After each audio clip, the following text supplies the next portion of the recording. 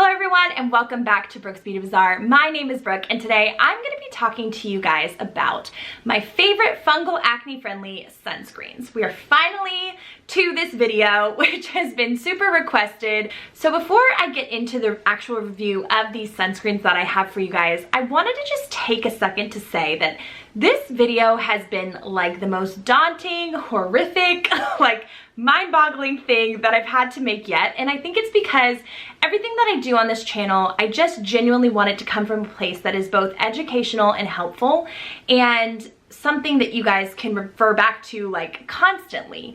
I also want to be able to help you guys who have fungal acne because I know how hard the struggle is. That being said, I think the number one thing that I realized is that we're such a consumer-driven society, which I know that we all know that, but I'm not gonna have tried every single fungal acne-friendly sunscreen out there. There's just not enough days in my life to have done that yet. But I have a couple that are favorites, and I have a couple that I'm really wanting to get my hands on. Even though I won't have them physically in this video, I'm probably gonna talk to you guys about them today. I was surprised by not only how few sunscreens are fungal acne friendly, but then out of those ones that are, how hard it is to get your hands on those products. I'm gonna kind of take it from the perspective of presenting sunscreen for how it works and what it's for, and then explaining a little bit about UV rays so that you guys are just kind of in the know, so you have a base knowledge. And then I'm gonna go ahead and just get into the products themselves. These are more from the perspective of this is for underneath my makeup everyday wear. So let's go ahead and get started, you guys. Why do you need to wear sunscreen every day, and what is the actual point of wearing sunscreen? This is pretty much straightforward. The only thing that sunscreen is doing for you is protecting you against the sun. You need protection against the sun because the sun lets off UV rays that come into our atmosphere and can touch the surface of the earth, therefore affecting us. UV rays can be broken down into UVA rays, UVB rays, and also UVC rays. UVC rays are the shortest length of all the rays, and they actually get absorbed by our ozone layer before entering the earth, so we don't have to worry about those.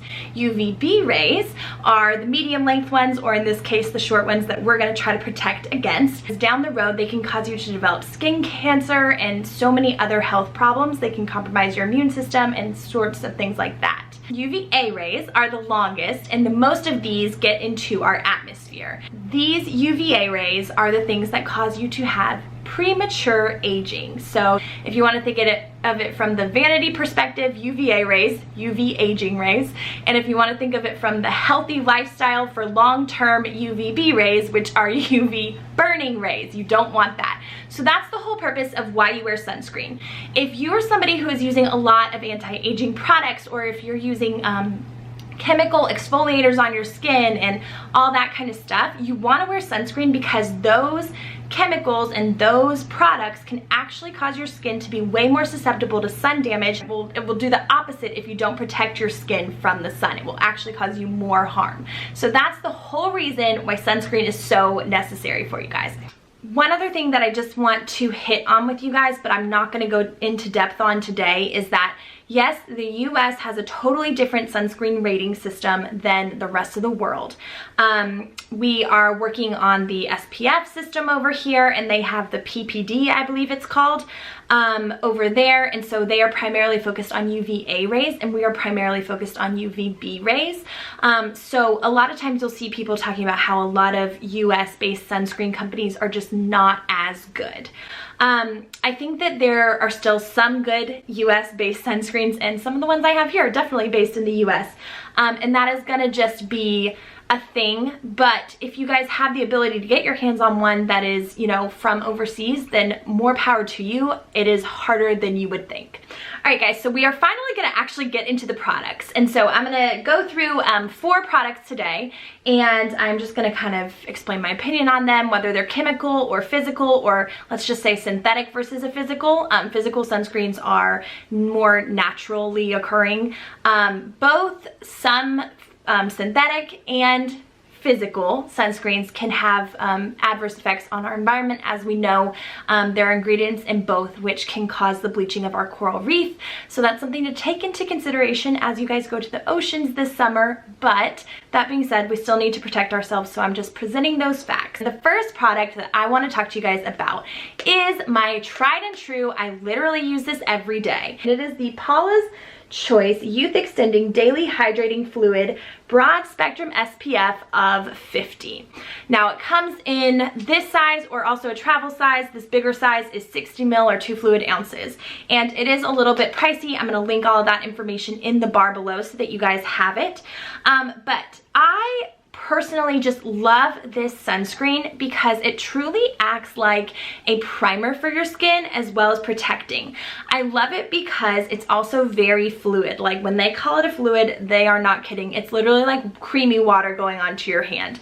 And I can easily apply this, so I feel like even though the bottle is small, I can get a lot of wears out of this one bottle. It does leave a tiny bit of a white cast on top of your face, but it kind of soaks in and it creates this beautiful canvas for you to lay your makeup over that I feel like just is kind of like having a velvet canvas on your face.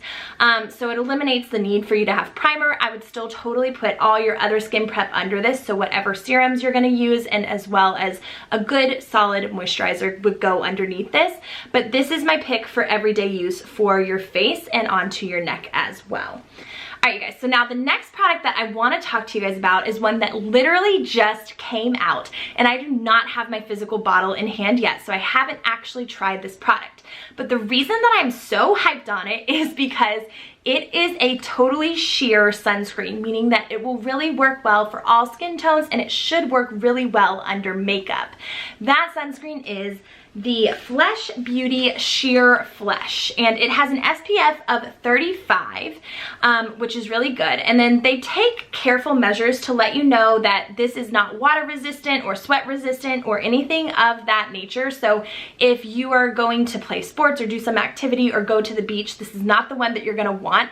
It is truly meant to be an everyday environmental and sun protection for your face, and also something that works really well under your makeup because it is infused with other good ingredients. It is also a chemical sunscreen, so take with that information and do with it what you will. Seems to me like it's gonna be perfect. I've always wanted to be able to use like Glossier's Sun Shield, I think it's called, and I've never been able to use that because it has other ingredients that are not okay for fungal acne in it, so that's why I'm like super pumped on Flesh. Plus, I use like so many other Flesh products you wouldn't believe. Well, pretty much like anything that's fungal acne safe by them, and I love that brand. It's one of my favorites, so I'm super excited to try that product. I haven't even ordered it yet because I'm like no spend right now with coronavirus, but as soon as I get back into the swing of my regular life, then I will probably be ordering a bottle ASAP.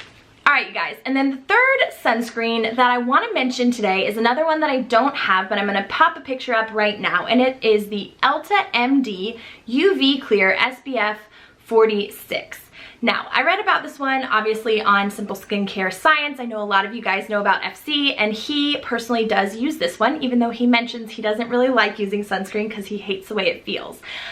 The reason he likes this one is because he feels like it works, and he also doesn't mind it as much. He feels like it actually blends into his skin.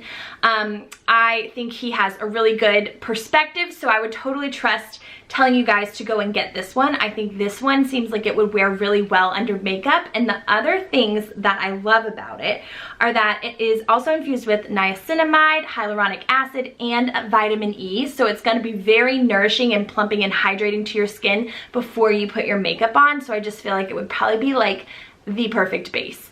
Now, it has an SPF of 46. I know that there's a particular formulation of this that is not safe for fungal acne, so I'll just make sure to make that distinction in the bar below, but I'll link the one that is appropriate for you guys, and if you want to try that one, then I would highly recommend that one for you. Probably a top-rated choice if you guys are trying to really steer clear of anything and if you're worried about the glycerin situation. All right, guys.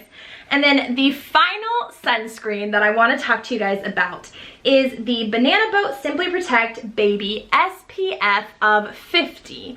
And this was something that I finally found at Walmart. You would not believe there was like no sunscreen that was fungal acne friendly at my Walmart or my Target or literally anywhere. And it's been such a like crapshoot. And I've struggled with it, but I bought this because it was one that was okay. And it is a physical sunscreen, so it has titanium dioxide and zinc oxide as the two actual sunscreens in it. This stuff is super, super thick. So this is like your day at the pool sunscreen, like hardcore, and you're gonna really wanna spend some time rubbing it in because it does take a while. It leaves an extremely white cast, and I will tell you guys, I was like, I'm gonna try this under my makeup one day after I first got it because I just wanted to see if it would work, and it was just, no, it's a no-go. It's not gonna work under makeup, but it is the one that for now I'm gonna be taking to the pool with me once it warms up. And it was kind of, I mean, it's pretty affordable, and it's 6 fluid ounces, so you can get quite a lot of product.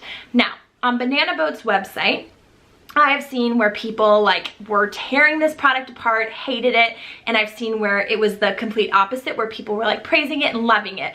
I know that this formula has been reformulated even though I didn't use it before that, so I have no way to say whether or not it's as good as the old formula.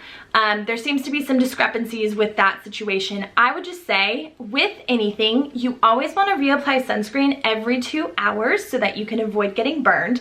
And if you're going into the water a lot or you're sweating a lot, then you might want to apply it a little more frequently, especially if you're someone who's super prone to burns. And if you're out on a boat in the middle of the ocean, or if you're literally gonna lay on a pool, float, and be in the middle of the pool the whole day, you're probably gonna wanna apply sunscreen a little more frequently, just because so much more light reflection is actually coming on to you. And that's just something that you're gonna want to be aware of. So that is the one that I've been able to get my hands on. I literally do actually apply this to the back of my hands because I'm worried about like the back of my hands aging the fastest.